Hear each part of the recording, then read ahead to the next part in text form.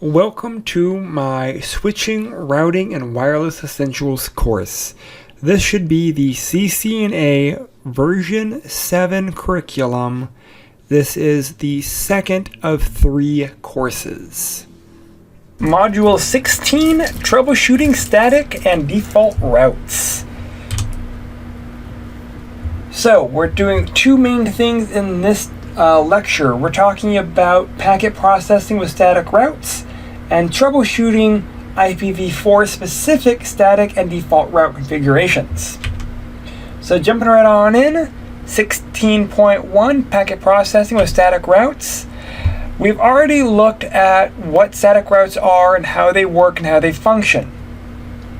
So the process is, if a IP address comes in and it matches the static route, for example, here we have R1 sending data, it will use the static route to identify the next hop IP or the exit interface. If it doesn't match, the router will use this default static route. If it doesn't match after that, it drops the packet. So it tries to match a known route first. Then it will use a static route, and then it drops it if all else fails. So assuming router 1 matches the routing table entry, it will forward it out either to the next hop or out the exit interface, depending on how it is configured. Router 2 will accept it and process it following the same 3 guidelines. Is it in the routing table? Is there a static route? If not, drop. It will always follow those 3 options.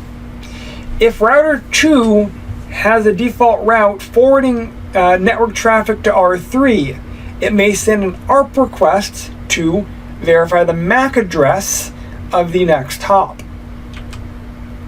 So how do we troubleshoot this? Well, networks fail all the time.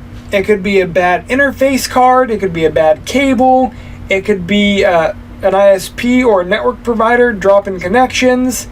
It could be that you're sending too much data. My favorite is, it could also be that you messed up at configuring it. That happens a lot.